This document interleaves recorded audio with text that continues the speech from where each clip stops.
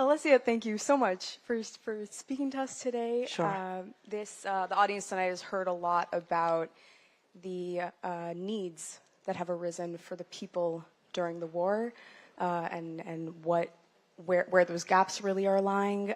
You founded Mothers on the Front Lines during the war, so I want to ask you, first of all, explain what it is and how it was born, and really the development of it. Well, I didn't found this group. They found themselves, and I started to work with them quite, like maybe half a year after the war began. And this is the wonderful group of women, mothers of soldiers, that in my eyes, in my opinion, they represent like the best values of Israeli society.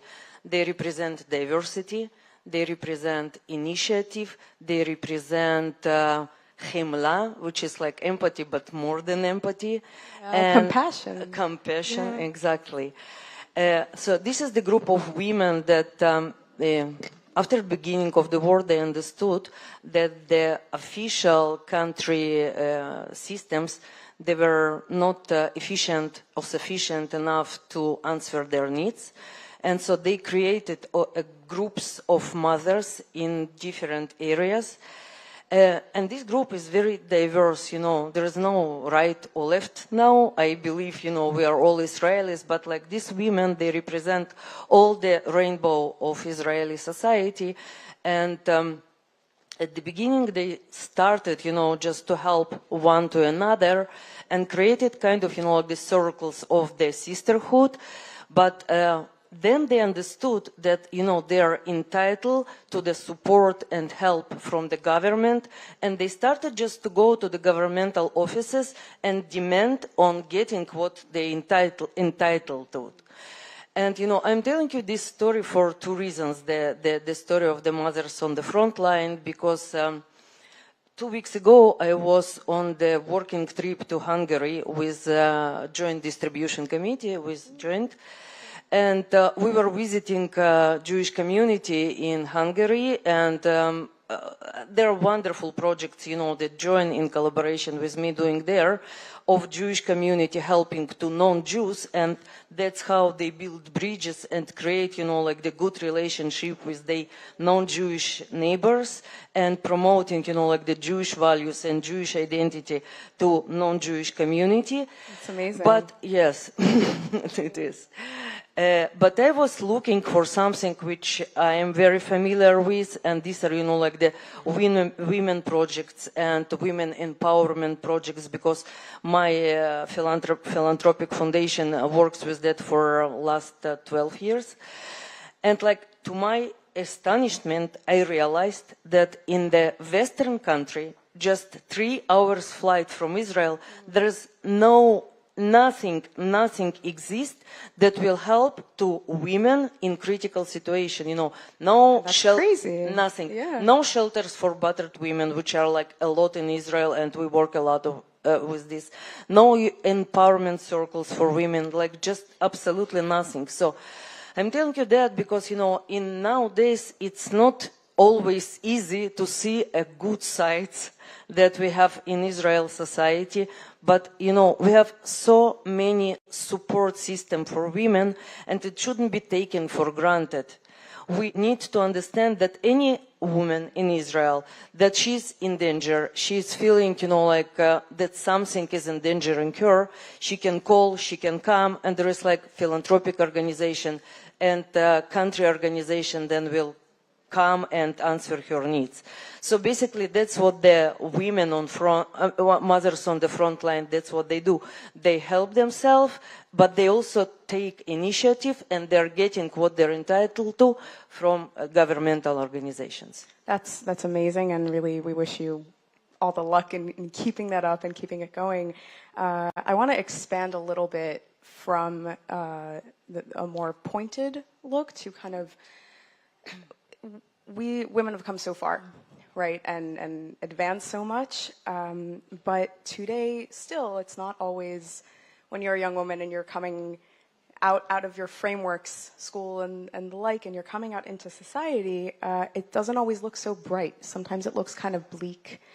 And so my question is, what would your advice be to women who are in that place, and particularly women who are looking for leadership spaces?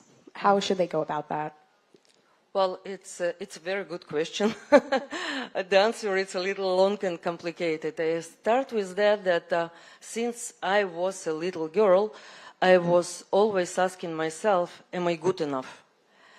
I was little and I was born, as you can hear, in Soviet Union. So being raised by Soviet parents, I had to be responsible for my younger siblings, and I had to be A grade student. I had to be, like the excellent athlete. To be perfect. And cleaning the apartment because my parents were working, but I never felt that I am good enough.